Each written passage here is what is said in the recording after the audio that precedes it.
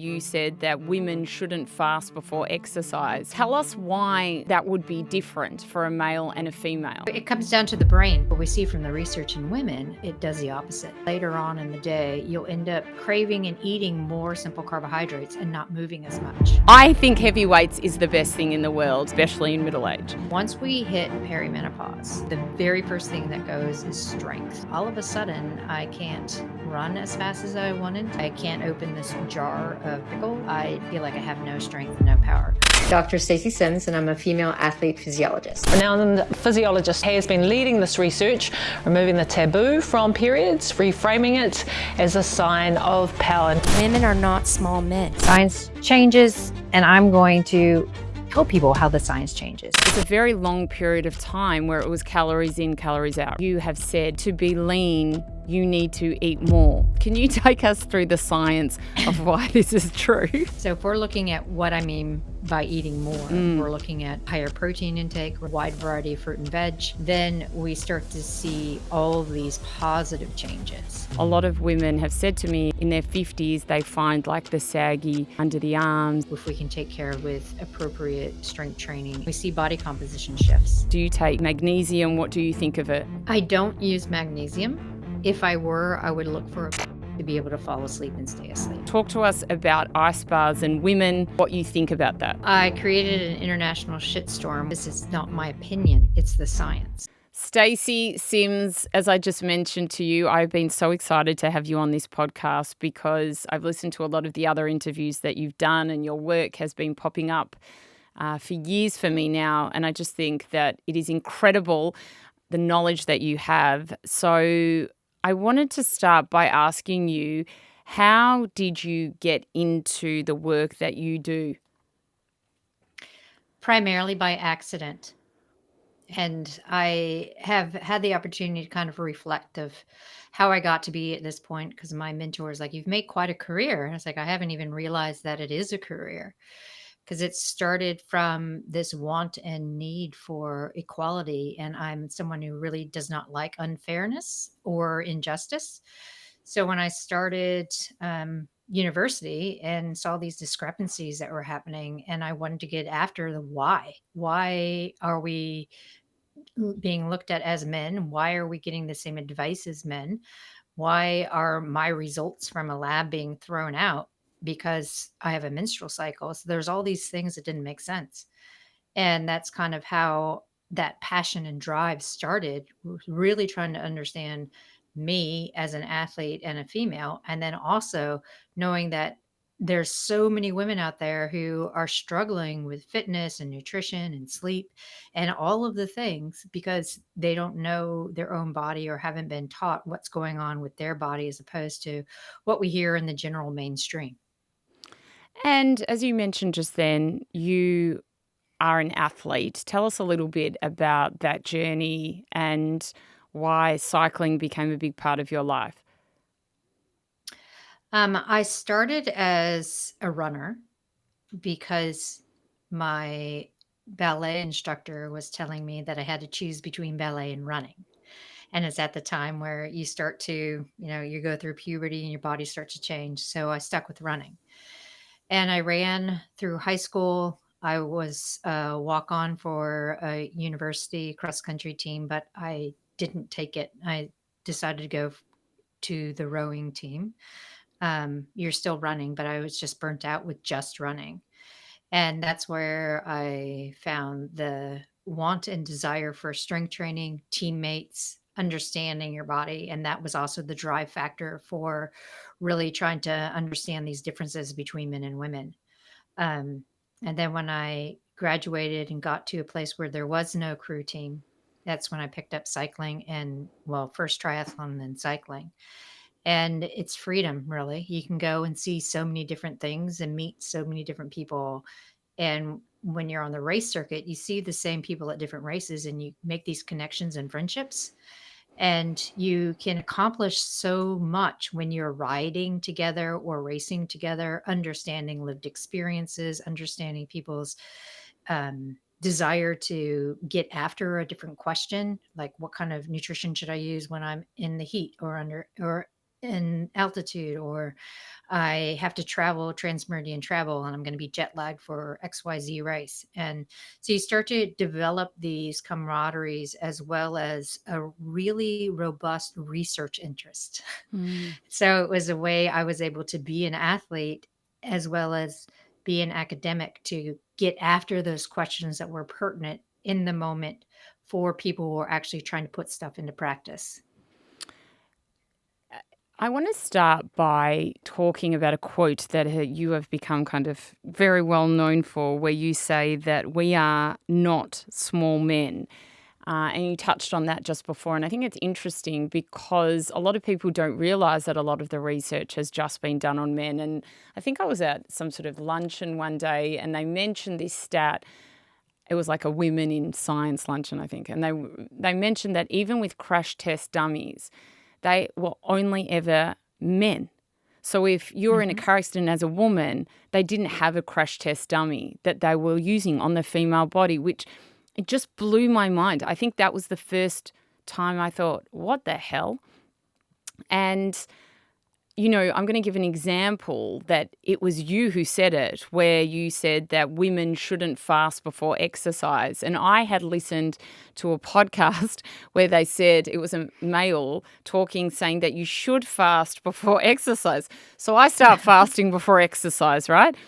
And then, you know, I see Stacy say the complete opposite. Obviously, you're studying women's bodies, you are a woman, and this is your bread and butter. Tell us why, in this instance, that would be different for a male and a female.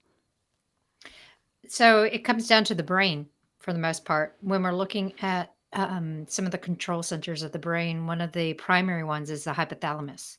So we look at the hypothalamus, and this controls our endocrine system. So that's our thyroid, our menstrual cycle hormones, also our appetite hormones. It senses temperature. It senses changes in oxygen, partial pressure, and pretty much all the environment.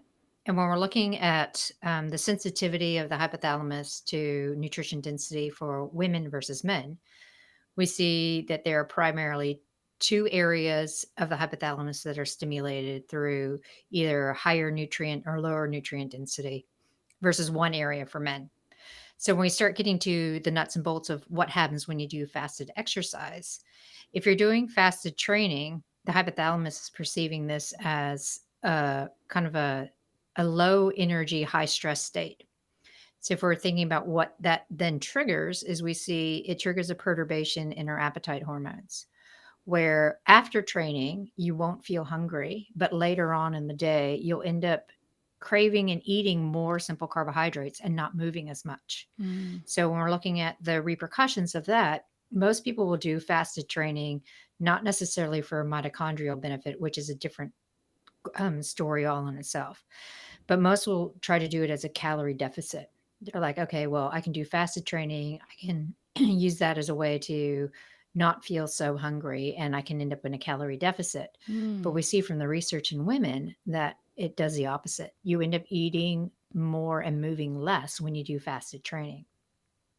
And then when we get into the argument of doing fasted training increases our mitochondrial powerhouse, which is the oxygen kind of powerhouse of the cell where all of the fueling mechanisms happen. For men, yes, absolutely. But for women, we're already born by the nature of being XX because we don't have any research outside of that right now.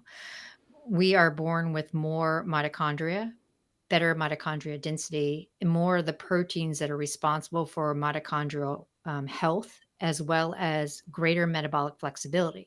So by the nature of being XX, we already have the capability of being metabolically flexible and having really robust mitochondria.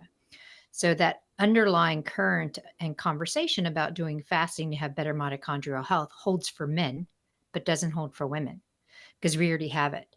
So when we're looking at what happens on top of that, we see this appetite perturbation. It changes our luteinizing hormone and our testosterone pulse, and we end up with a greater intake of the simple carbohydrates and overall moving less. So it is kind of a backlash of what we're actually trying to do when people are investing in fasted training. That's so interesting. I would love to know what you think is kind of a good breakfast or something to eat before training. I know for myself, I actually do wake up hungry. Like I know a lot of people don't, but I do. Usually I have my whole life always woken up hungry. And I sometimes have a couple of times a week, like 2 eggs and avocado. And other times I might have like Greek yogurt and berries and like a nut mix kind of thing. And then on the weekends, like I'll have some bread as well as eggs and stuff. So that's kind of my breakfast. And I feel like, I mean, I don't train every day of the week, but I feel for the days that I train, that's sufficient. I think if I ate more, I might start feeling sick. What do you recommend? You're an anomaly as a woman who wakes up hungry. For the Yeah. most part, I always hear, well, I'm not hungry till about 11. Part of it Why is a is learned that? Why are some Yeah. hungry and some not? Yeah, part of it is a learned response because we've had this whole sociocultural push on us that we need to be small and dainty and not take up space, and we should eat less and exercise more. And it's just a reverb that keeps coming up in the fitness world. So when women start to hold off food, then they tend to be disconnected from their appetite. So you don't feel hungry.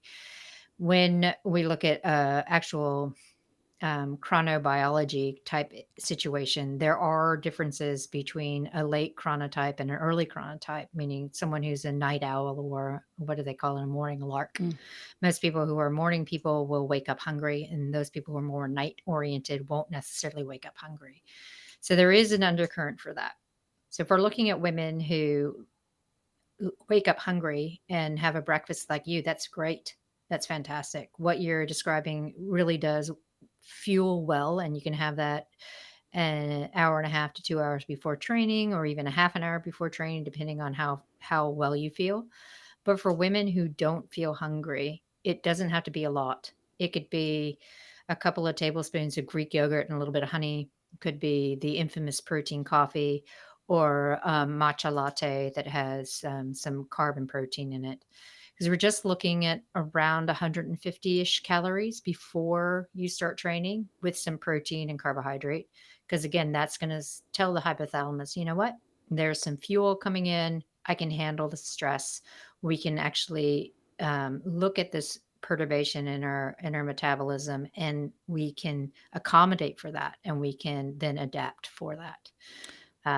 Yeah. So it doesn't have to be a full meal, which I Yeah. think everyone's like, I get up at 5 o'clock to hit a 5:30 class. I can't eat a full Yeah, meal. of Like, you don't course. have to.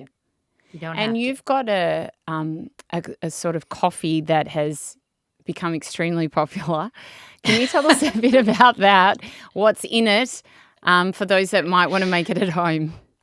Yeah, I laugh hysterically at that, because I would get the question of, well, what do you have when you get up so early if you're training at 5:30 or 6 in the morning? I'm like, protein coffee. I mix up um, whey protein or pea protein isolate with some almond milk the night before. I add a double shot of espresso, stir it up, put it in the fridge. It's ready to go the next morning. So then I'm getting protein and some carbohydrate and a caffeine boost. Who doesn't like a latte in the morning?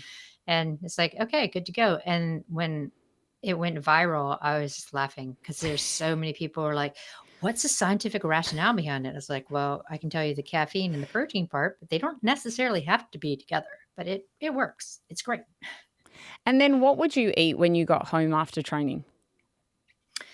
I have overnight oats, or I put in a nut and seed mix with some chia and Greek yogurt and berries and walnuts, and then I might have a banana or a piece of toast with it, depending on what the session was. Yeah. And I tend to not be overly hungry, but I know I need that. And then about 11 or 12 o'clock, I'm like, I really need to eat. So I end up having a bigger lunch than what most people probably would if they're having a breakfast right after their training. Yeah.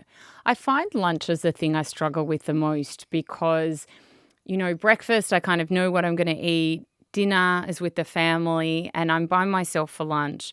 and I'm busy and don't think ahead, which I probably should when it comes to lunch. So I've got like nothing prepared, and some days I can miss it, or I'm like, ordering a salad with protein or something, and it ends up being a bit clunky.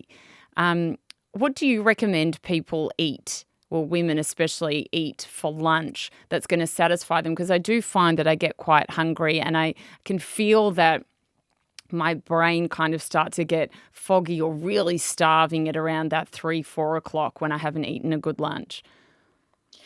Yeah, so I'm always telling people reach for protein and fiber whenever they have an eating opportunity. So if you're doing a really good palm and a half size serving of protein with your salad, that's a really great start. And some people who aren't organized and they skip lunch, or they're like, I'm just going to grab a smoothie and go. There can be, again, the perception that you don't have enough food, and your brain is like, hey, I need more food, which is why a lot of people who don't have stuff in the day or adequate food will get home before dinner ravenous, and then they're eating, and then they have dinner and they're still hungry, and they're eating after dinner because their body's like, oh, I better store up. So there is a misstep in appetite hormone perturbation when you're doing that as well. But I tell women, look, it's not perfect. You want to reach for some kind of protein and some fiber at every eating opportunity, because that's going to help with blood sugar control. It's going to help with energy. It's going to not make you feel overly full. Yeah, I So hate that's the that other thing. feeling. Yeah. I hate that feeling It's too. like it's actually, it's one of the worst feelings when you've eaten too much. I find it, really like uncomfortable. Yes, exactly. So you could look at having several snacks during the day instead of one big lunch. What sort of Because things that would you recommend for snacks? I look in, if you have a refrigerator or capability of having Yeah. chilled food, it's always a mixture of fruit and veg, nuts. If you are not plant forward or plant based, then you can look at hard boiled eggs, some turkey slices or chicken. Yeah. So all of those like really handy, easy to grab things that you might put in your kid's lunchbox, you could also have in your fridge. Make aheads too. You can look at making protein bites, which are kind of like bliss balls, but with more protein in it, if you're looking for something that's a bit of a sweet hit. And yogurt is always a good one. One of my favorites is cottage cheese. And I often will have a piece of sprouted grain toast Oh, with yeah. some almond butter and some sliced apple, and top it with cottage cheese, because then it's like almost a gourmet sandwich, but you're Yeah. getting about 40 grams of protein in something like that. And it doesn't feel overly full, and it's looks nice on the plate. So lots of And things to play with. when you say for lunch, protein and fiber, would that be like a sandwich or with some protein in it, or a salad with protein in it? What kind of things would you suggest? Whatever fits in your repertoire. So Yeah. if you're looking for a sandwich and you're looking at sprouted grain bread with protein within it, that's great. If you're someone who's like, I'm not a bread person, or I don't like sandwiches or wraps, then go with a Buddha bowl, which is pretty much a mix of a whole bunch of different things in a salad bowl. And then you can add some lean protein in, because then you're getting a wide variety of different proteins as well as fiber. And Yes. it's about the aesthetics too. So if it looks nice, then you also feel better about eating Totally. it. Yeah. It's something that you have said which has really changed my mindset, but I also find extremely challenging. And I think a lot of women, girls will have the same mindset challenge as me, is that actually to be lean, you need to eat more. Because there was a very long period of time where it was calories in, calories out, right? And I mean, we all grew up, like the people I was around, doing that. And we found like it was successful and it worked. But especially for middle age, that changes. And so the idea to eat more means that you can become leaner is, I mean, amazing, but also I feel like so complex. Can you take us through the science of why this is true? Yeah, for sure. I think also we have to bring protein and ultra processed into the conversation. Yes, Because if we're absolutely. looking, right, so if we're looking at what I mean by eating more, we're looking at a higher protein intake, we're looking at a wide variety of fruit and veg, eating on a regular kind of schedule, and working with our circadian rhythm. I'm not talking about protein Pop-Tarts and all the like pre-wrapped protein bars and things like that, but real food, because we're not as smart as Mother Nature. So we cannot engineer something that's as good as an orange because it comes with all the extra things in it that makes vitamin C work for us. So when we're talking about eating more to make us lean, one, we are increasing the amount of protein, which is really big in conversations now. And we see with a higher protein intake, we get greater satiation, but also in a calorie deficit, it preserves lean mass. And by lean mass, I also mean bone with muscle. So when women are struggling with the concept of eating more, I first get them to eat more protein and not worry so much about the amount of calories that are coming in. Not only we're eating more protein, but we're looking at the timing of that food.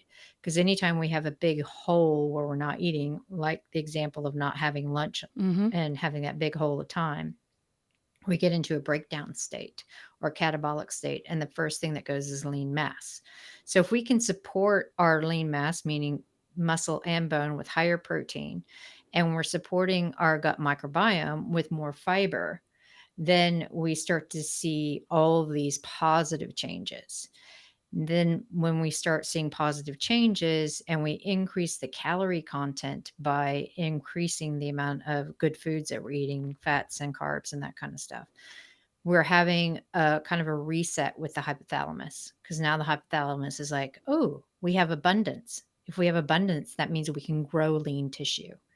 Because I think one of the problems with the calories in, calories out is no one describes what we mean by calories.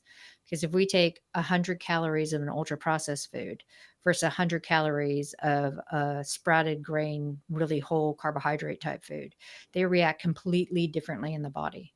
So we have to be very conscious of what we're talking about. That's why I don't really like to use calories or macros. I like to describe the kinds of foods that we want to have in our bodies. So when we start really looking at increasing our overall intake and timing the intake appropriately with our circadian rhythm and the way our body needs food, which means during the day, then we see a kind of a relax where the body's like, we don't need this extra body fat. We definitely don't need to hold on to visceral fat, which is the dangerous deep abdominal fat. We see body composition shifts. Wow. And it's great. And we also see with that higher protein intake where we're trying to get 2 to 2.2 grams per kilo, that even without exercise over the course of 12 weeks, you can totally recomp your body. So we go from sarcopenic, or what they call skinny fat, into having really high quality muscle and better body composition.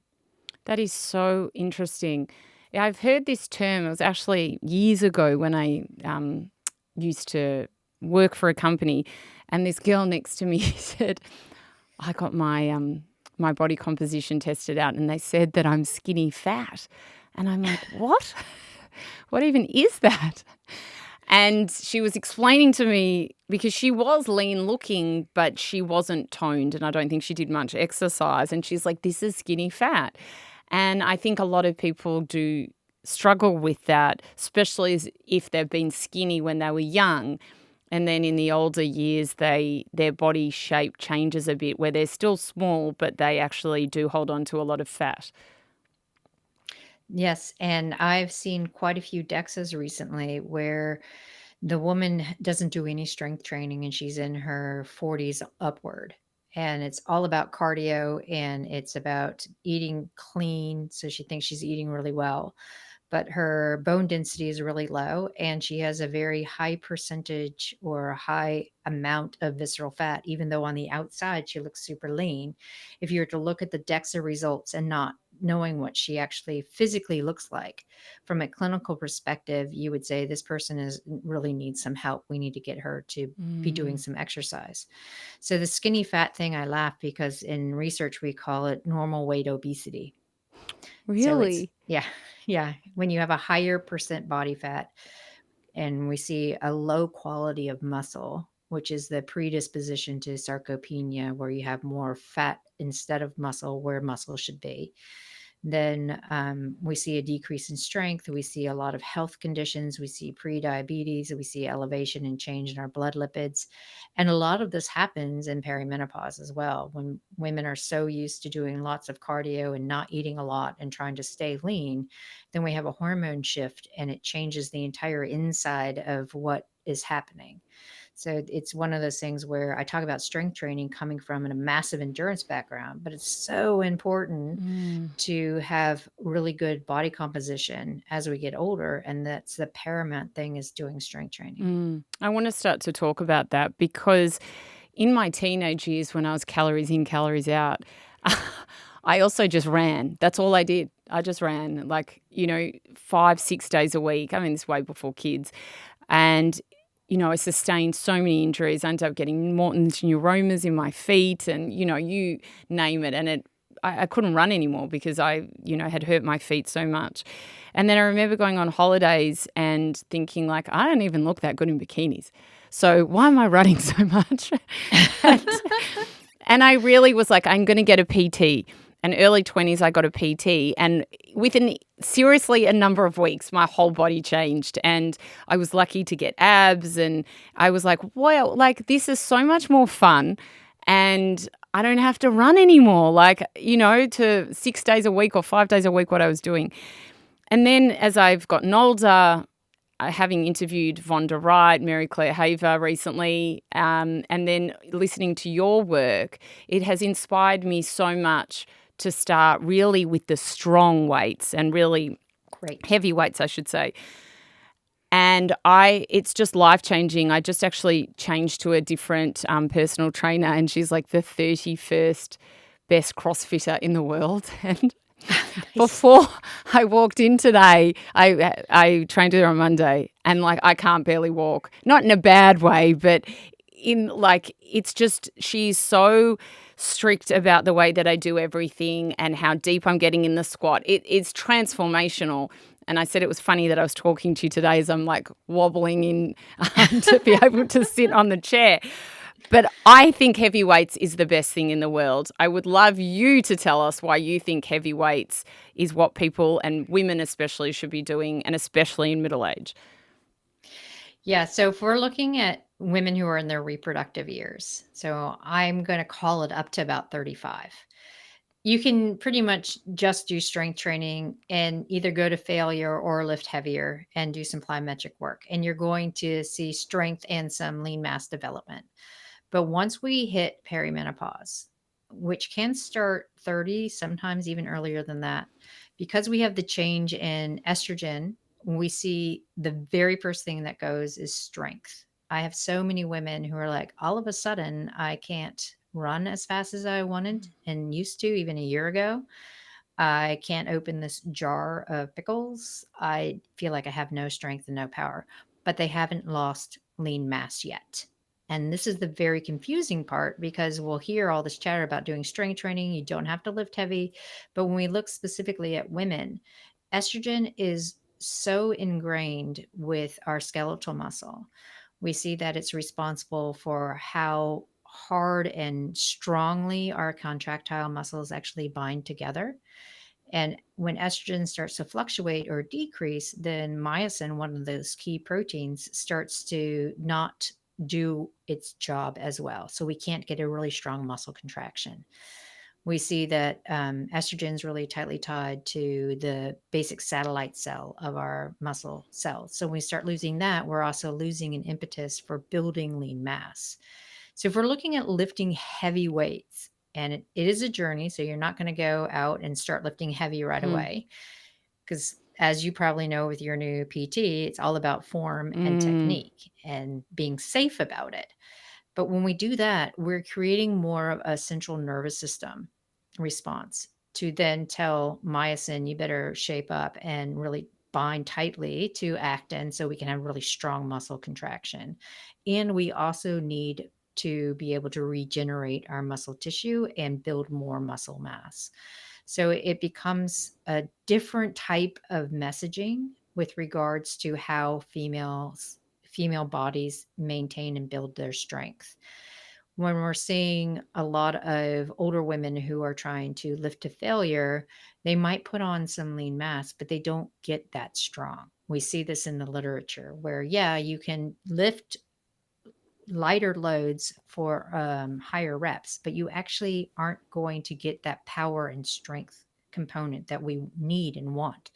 Because if you think about strength and power, it's about maintaining proprioception and balance. So if you're walking with groceries or you have an offload, you have one kid on a hip and another one pulling you forward, and you happen to stumble, then you have the ability to stop and right yourself really quickly. And that's what strength and power is when we're talking about the functionality of it in our daily life. And then we look about the load on the bone. If we're lifting heavier, then we have more load on the bone and the actual ability to keep our bone density instead of losing it. So there's a lot of things that are tied into the power end or the heavier loads for strength training when we start to get into peri and postmenopause. What sort of exercises should someone who is in that perimenopause, menopause stage be doing, kind of like in the heavy weights area? I like women to focus on compound movements. So Yeah. our typical squats, our deadlifts, our hip thrusts, our Bulgarian split squats. That's A what I lot of was the doing. yeah, they're painful but good. Well, it seemed all right at the time. Yeah. And then you try to walk the next day, you're Yes, like, oh, exactly. what happened? Yeah. We, by the nature of our biomechanics, are more quad dominant. So I really try to get women to really focus on the posterior because it's going to help align our bodies, give us better posture, take the load off the knees and the hips when we can have better alignment. And then also the push pull. So if we're thinking about bent over rows and bench press or overhead press, all of them are compound movements because we're also looking at the stability action. So we have to really use our deep abdominal and our back muscles for that stability. So if you're thinking about a deadlift and you're doing a heavy deadlift, it's a total body movement. And it's a mental challenge to lift something heavy. So you're actually engaging central nervous system as well as all the muscles that are stabilizing. And when you're doing a heavy compound movement session, when you finish, you feel fatigued, but you don't feel wasted like we have been led to believe Yeah, with like all the in cardio cardio hit sometimes. Yeah. Mm. Yeah. And what do you think of like pull-ups and things like that? Oh, they're great when we're looking at accessories because it's a functionality thing too, right? If you're able to pull your body weight up and lower slowly, and it's creating more proprioception and it's also creating more conversation around the core of being offloaded from the feet, but up through the upper Yeah. body. So it's a really good opportunity to have more functionality in your movement when you're looking at, can I do pull-ups? Can I do push-ups? Yeah. Those are all great things to add. Yeah. I'm currently doing it with a band, but my aim is to get there, and it takes time, as all these things do. But something that I heard you say as well, which I found so fascinating, is that for women, it's these sort of exercise that actually help with our abs and getting ab muscles, if that's what people are after, rather than with a lot of men when they're doing those kind of standard ab exercises like sit-ups and that kind of thing. Those exercises you just spoke about for gaining muscle actually help with abs too. Absolutely. And that's what I mean by the stabilization of the core. Yeah. So you don't have to think about doing sit-ups because I look at that as like the top of the box where we're looking at how are we using the floor of the box and sides to actually build a base. And that's what compound movements do. It's really using all of those muscles for stabilization. And I tell women, you want to be like a bamboo straw, not like a bendy one. Because if you're a bendy straw, this is how we end up with injuries because we're not able to brace properly. And if we're able to brace in our strength training, then we can also get into better breathing habits and breathing patterns, which then feeds forward to better parasympathetic activation if we're able to control our breathing and get a little bit of breath work in as well. So there's lots of things that go into lifting, and it's not Mm. just let's see how much I can put on this bar to lift as a deadlift. There's so many other things that happen with a compound movement that don't get discussed, but we are now, so that's great. Yeah, And it's I will amazing. tell you Yeah. that it took me 11 years to do one pull-up, Well, but now I can thank do you for more. letting me know that, Stacey, because my 12-year-old son, he started gym the other day, like a couple of months ago, and literally after 3 weeks, he was doing a pull-up, full proper. Never had done PT in his life. Mhm. So why can he do it so easily? And there's mum with the band, Yeah. who's done PT for years, still struggling. Yeah. Our center of gravity is lower than Okay. men's and boys. So we have the auspiciousness of having a lower center of gravity that we have to pull. And we also have a relatively lower absolute strength in the upper body than men and boys. Ah. So it does take us a little bit more. And we also have more endurant fibers. So we don't have a lot of the fast twitch. And when you first start a movement like pull up, you need more of the fast twitch to actually get the pull and Mm. activate. And then as you develop more overall neuromuscular strength, then your endurant fibers can come into play. Wow, that's so fascinating and makes me feel a bit better. So thank you. I You're want to welcome. I want to talk about supplements. And again, something that you inspired me with was the talk about creatine. And I started taking creatine, but I got not saying this is not right, but someone was like, "Oh, take 2 teaspoons." So I was taking 2 teaspoons, which was about 10 grams. I have never felt so ill in my life where the nausea was beyond. And I didn't really put 2 and 2 together. And for 3 days straight, I took it. Felt like I was going to vomit for about 3 hours of each of those Oh my days gosh. till it really, I was like, it must be the creatine. And then I was scared to take it for a couple of weeks. But then I just, again, heard you say 5 grams or less. So I think I take, 4 to 5 grams now, completely fine. So talk to us about why I would have had that effect and what the right dose is, why creatine is good for you. Yeah, so creatine is used in all the fast energetics of our body. So if we're thinking about the initial ATP CP, which is your first 0 to 20 seconds of energy, the C of the CP is creatine. So it's creatine phosphate. So if we are taking in creatine monohydrate, then we have a greater availability of that creatine to be there for our fast energetics. So if we're thinking about all of the things that we do in a day, we are using so much creatine in all the processes. If we're looking even at brain function, gut function, heart health, all of that requires creatine. So if we are ingesting more creatine, then we have more available. Our liver does produce between 2 and 3 grams a day, but we see that by the nature of being women and having less muscle mass, we have less stores than men. And women tend to not eat as much animal protein as men do. So that's another caveat there where we're not ingesting as much as men. So if we're supplementing with it, it takes about 3 weeks to fully saturate all the tissues in the body. So if we're starting at a lower dose of 1.5 to 5 grams over the course of 3 weeks, you'll get a muscle boost, a brain boost. People who have gut issues, that's going to start to dissipate. Wow. And we see more people have talked about getting better focus, and it has to do with better brain metabolism as well. And there is a website now, Creatine for Health, that's publishing all the more health oriented creatine research that's out there, from pregnancy to mental health. We see there's a new study that just came out where 2 5-gram doses a day, morning and evening, help people who have really severe fatigue from low sleep, and people who have depressive episodes where their actual pharmaceutical isn't working as well. They can top it up with Wow. creatine, and it helps get them out of depressive episodes. So it is something that has been kind of pushed into the bodybuilding set for so long, but we see that it's so essential for so many different other conditions than just building muscle and having muscle function. Mm. So it's an illusion that people should only take creatine if they're working out or on days that they're working out. Exactly. And part of it also is the fear factor of how much you have to take. Because if we look at a typical bodybuilding for muscle function type protocol, which is where it all started, we're looking at 20 grams a day in 5-gram doses with carbohydrate. And when we're looking at that, that's when you get the bloating, the discomfort. You really start to put on weight from water retention. And we're like, wait, no, that's when we're looking at really swole and getting really fantastic muscle performance.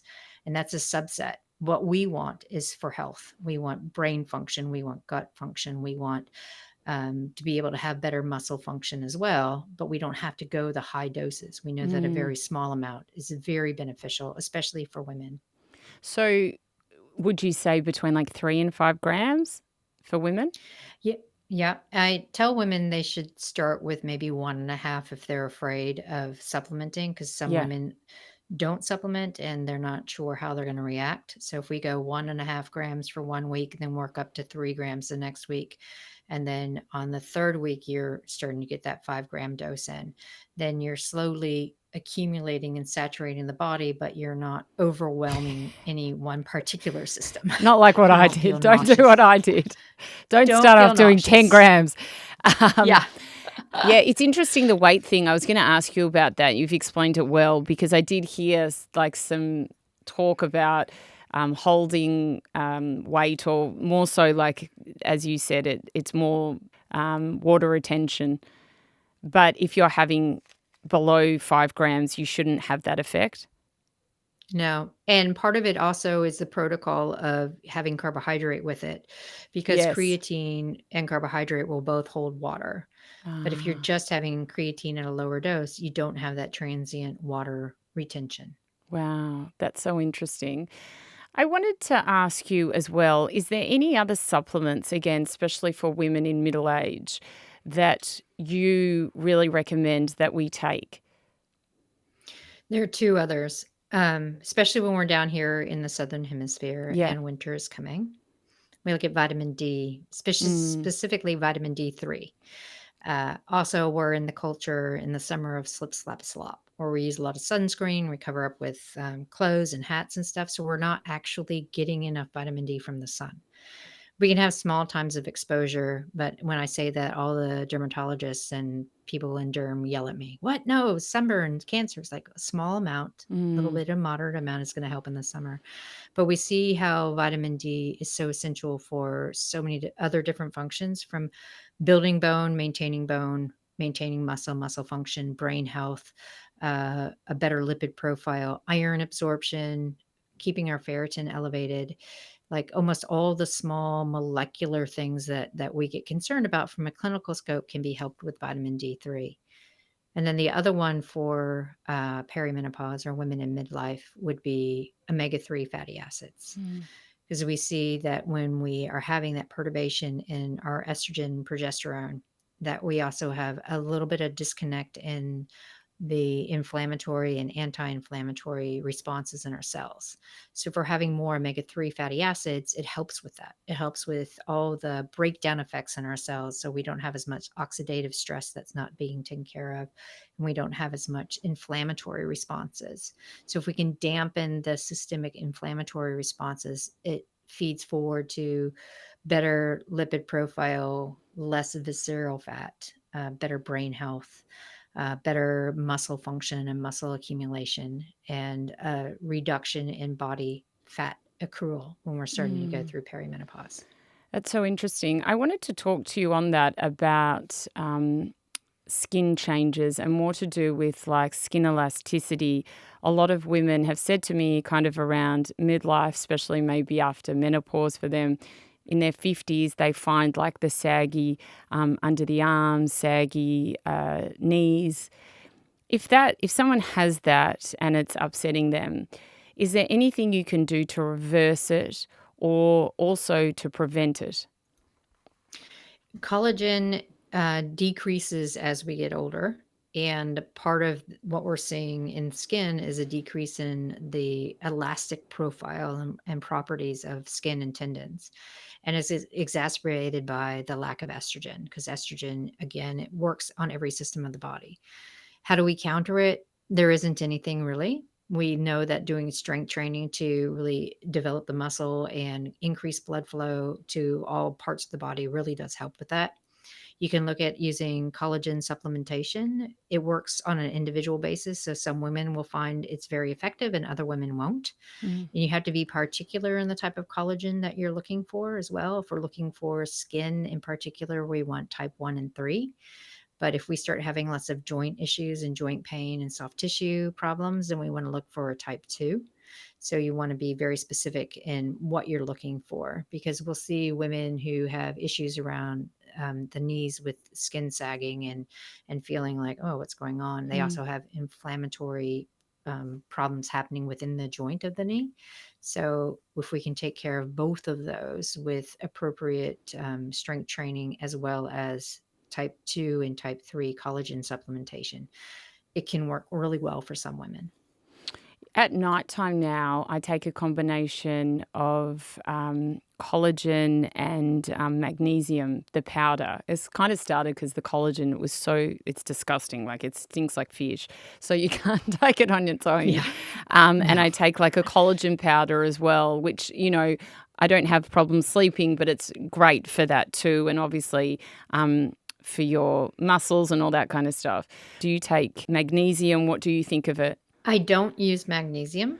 If I were, I would look for a magnesium threonate because that's the only one that crosses blood-brain barrier and can actually help with parasympathetic activation, which is what you're wanting for sleep. I use theanine, L-theanine, and sometimes I add in some ashwagandha when I'm traveling or rhodiola when I'm traveling. I really prefer theanine over magnesium because it is a non-protein amino acid that is directly related and influenced by part of the GABA system in our brain. So that's the parasympathetic activation, the processes for that.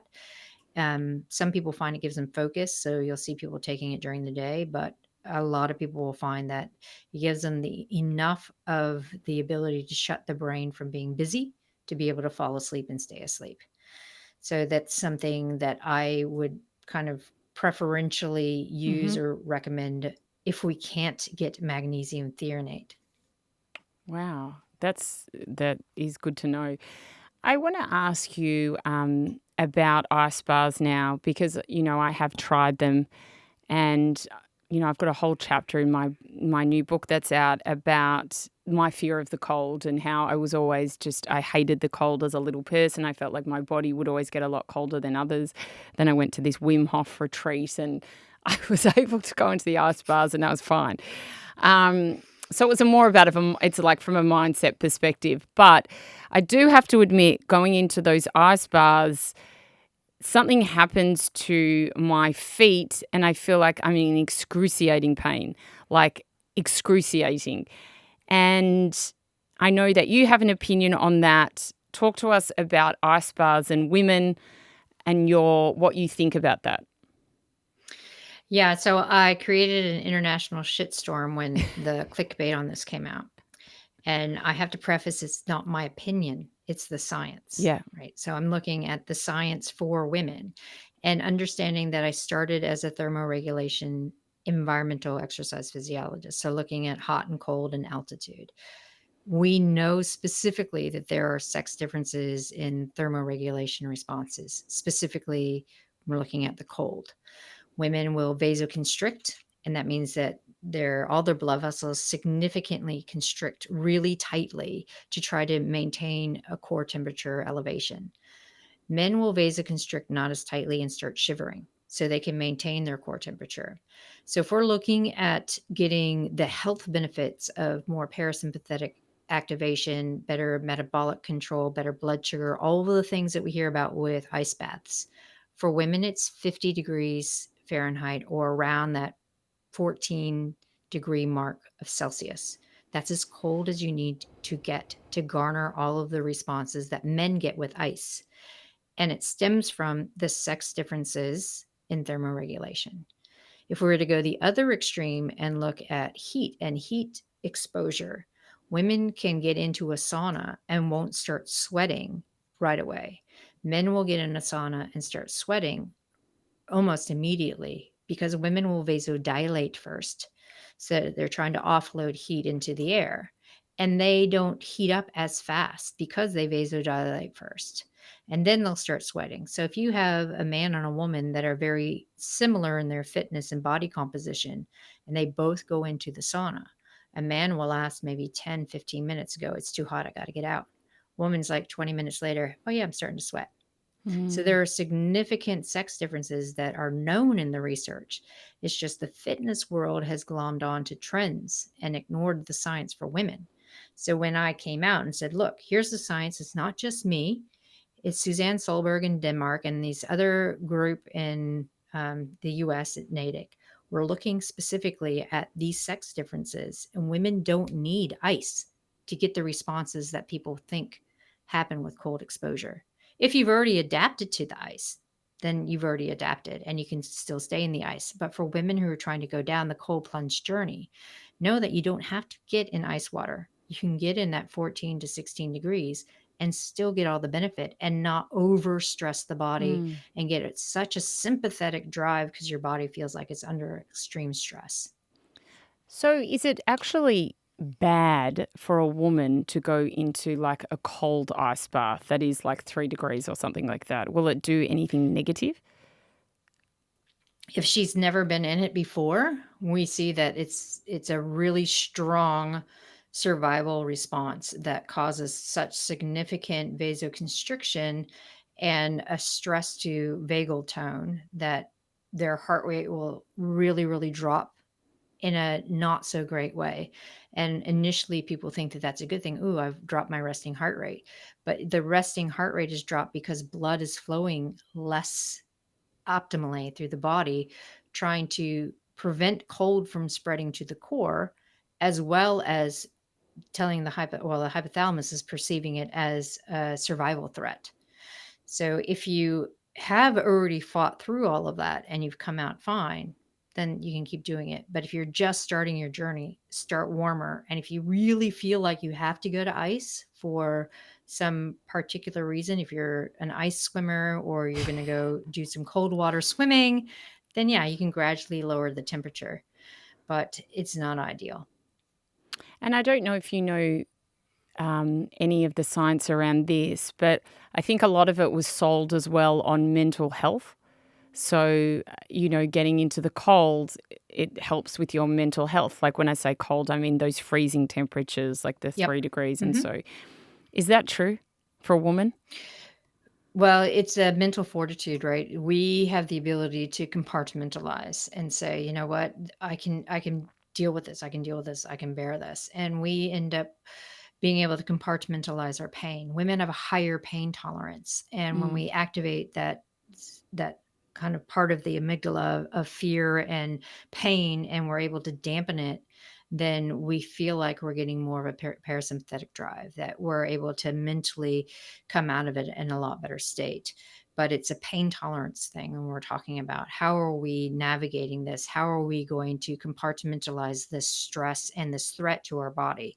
So the women's brain is really, really interesting in the way it can compartmentalize and reduce the threat so that we can actually focus to get out of that situation. Yeah. And why would have my feet been excruciating? We have a significant heat sink in our palms of our hands and our feet. So if we're looking at a really hot night in the middle of summer and we stick our foot out from under the sheet and we feel cooler, it's because it's a significant amount of blood flow that goes to the palmar surfaces of our hand.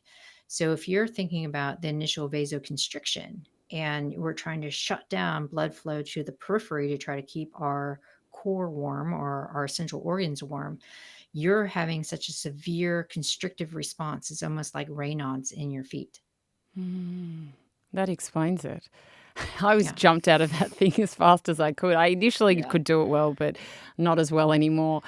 When it does come to exercise, I would love to ask you, for people that really want to get into strength training and they're not sure how often to do it, can you, especially again for that middle-aged woman, give us an idea of how often we should be training? And, as you know, it is hard sometimes to fit these things in.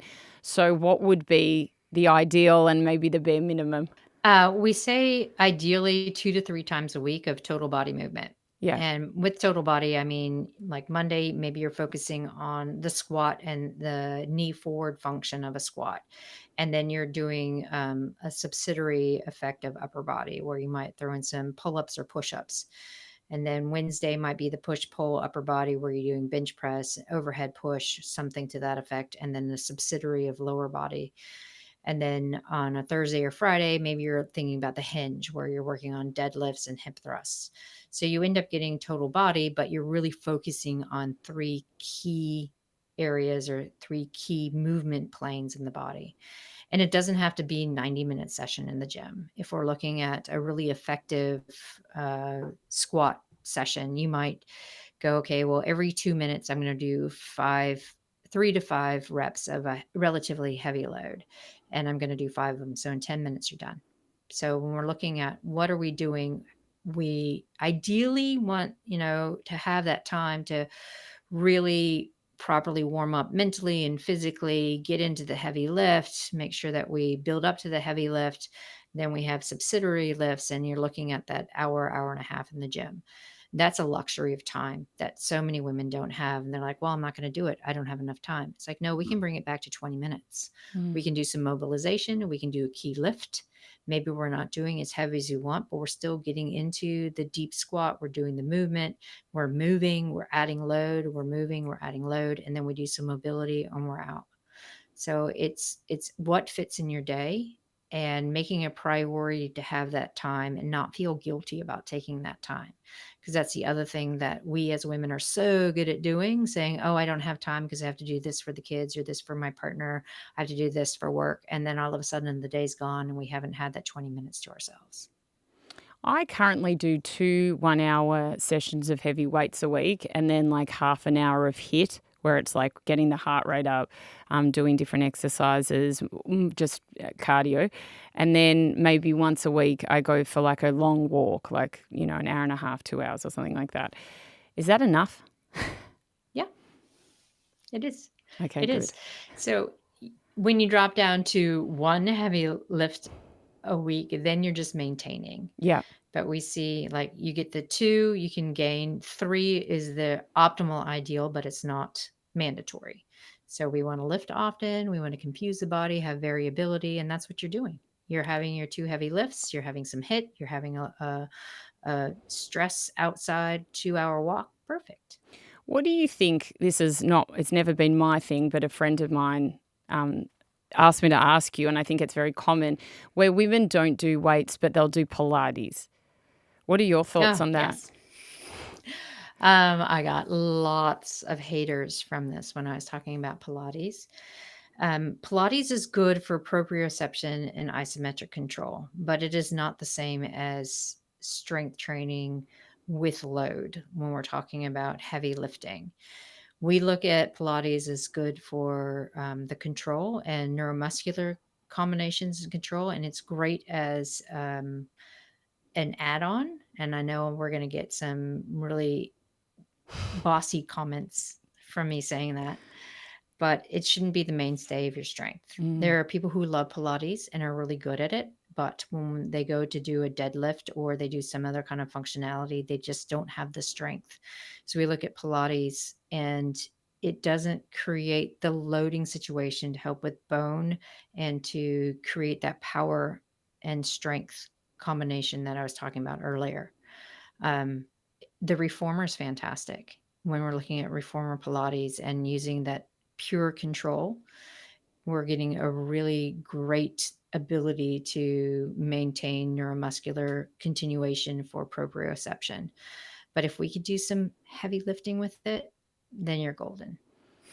What are your thoughts on fruit? I know you mentioned berries and bananas. Do you eat a lot of fruit? I do. And when we're looking at fruit, the whole fruit's high in sugar and fructose and stuff, Yeah. which people tend to go, oh, I can't They're have freaking out about that, yeah. it. Yeah, I know. But I'm like, as I said earlier, we're not as smart as Mother Nature. Mother Nature's super smart because it provides a fiber that reduces the fructose load.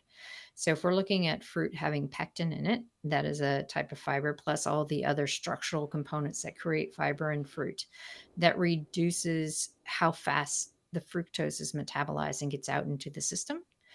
I like to bring up this example from when I was pregnant with my daughter. I had really severe nausea and couldn't eat much at all. Mm. I could eat ketchup and strawberries. Strange combination. I felt like I lived on ketchup That and is- strawberries for sounds 10 pretty months. gross. It's very Yeah. strange. Yeah, I know. But it was like one French fry and a whole thing of ketchup. Yeah. Anyway, so when my daughter was being ultrasound, they're like, "Do you eat a lot of sugar?" I was like, "I don't eat a lot of sugar." Like, well, she has a extra amount of abdominal fat that she shouldn't have if you don't eat a lot of Wow. sugar. And then I was like, "Well, this is what I eat." And they're like, "Oh, it's the strawberries." Because you, as the mom who's digesting it, is fine with the fructose, but then the fructose gets out into your system and is a direct hit to the baby. So I like to show people, like, if you are eating fruit and the whole fruit, not the juice or not added fructose, you have a protective mechanism that Mother Nature has put in from, or nature has put in from the Wow. pectin and the fiber. But if we're ingesting straight fructose, that's a completely different story and has a completely different effect from fatty liver disease and the uptake of how fast that fructose is hitting the system. That's fascinating. I wonder, Stacey, what is some of the best advice that you have ever been given?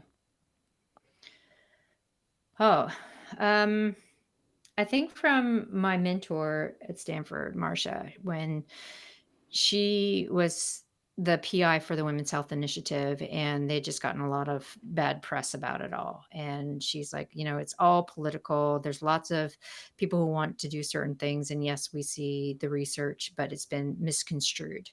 And she's like, no matter what, always stay true to the empathetic person that you are and understand that people will come at you from a different angle. But if you have empathy to see their point of view and understand who they are and what they're coming from, what their concerns are, you can have a valid conversation and avoid conflict. And I've taken that with me through all of my research, where I'm like, you know what? I want to know exactly what someone's feeling in any subject or any study that I have them in. I also want to know how they grew up. What are their viewpoints on things? Did they grow up in a very diverse area, or did they grow up in a very small town where everyone's very similar? Because then you're able to understand their point of view and how they might react to something you're asking them to do. And there's such a lack of empathy, especially now in the world, that if everyone could just extend that, we would see so many more open conversations that could progress us, not only as women, but kind of as a community, to then bring better change for everybody. What is something that you wish for yourself? You know what? I don't have that much time to sit down and think bigger picture because I'm going all over the place. I wish that I had the ability to just stop and take a pause and really figure out like what's going on and where to go. But I also have this drive because there are so many women who are eager to be educated, and I want to be able to help them become educated. So it's a fine line. Like, how do I say no and pause to get some grounding and at the same time still be effective at being effective to help women be empowered? What do you think is the number one thing that you wish women knew about their bodies, health?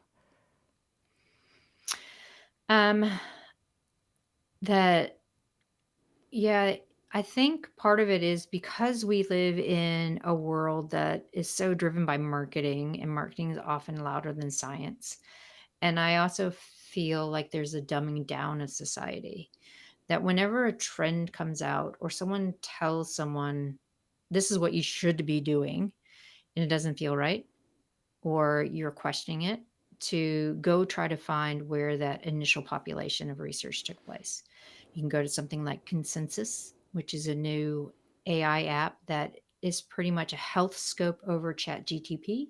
So it'll collate the research on a specific question and give you the randomized controlled trials and give you the summary if you're in the geeky area of doing that. or just look around and take that pause and say, how does this feel for me in my body at what I need right now? Because I think we've all gotten so disconnected to actually feeling hungry, feeling like we've slept, understanding how things will affect us from a day-to-day perspective, because we're so used to wearables now and the wearable data and people telling us how we should feel or how we should act. And in some ways that's good, but in most ways we've just become so disconnected of what it feels like just to be who we are. So if I could empower women to tell them, let's just let's get rid of the Apple Watches and the Whoops and the Auras and all the things that tell you what you're supposed to be doing that's based on male algorithms. And let's see what a week is of you putting in good sleep practices and eating on a regular schedule and see how you feel. Let's figure it out. What time do you go to bed? What time do I go to bed or what time do I fall asleep? Two different What things. time do you fall asleep? That's a good one. I'm kind of the reverse of most people, where I'll fall asleep while I'm chatting with my daughter at about 9:00. And then my husband will come in and go, you got to go to bed. And then I'm awake for maybe another half an hour. Then I'll go to bed between 10 and 10:30. And then I'll get up anywhere from 6 to 7. Yeah. That's actually very But I'm similar to what I comatose. do. Yeah. Good. Yeah. But I'm comatose. I'm like, yeah, I'm down. Unless someone's having like a drum and bass festival across the hall. And then I'm like, oh gosh, I'm awake. And our final question, Stacy, what is a life of greatness to you? A life of greatness is really looking back and not having regrets. You can have sliding door moments where you're like, okay, I had the opportunity to go one direction and I went the other, but you made that choice, so you can't have regrets about it. So being able to look back and say, I've made these choices and this is my path, and I should be proud of what I've accomplished and not look back and lament and regret. And I try to instill that in people early on, like kids, teenagers. Like, you'll have these opportunities to take two different paths. Always take the one that feels a little bit more threatening and complicated, because you can always fall back, but you can't really go forward. Beautiful. Stacy Sims, your work has been, as I mentioned earlier, so life-changing for many people.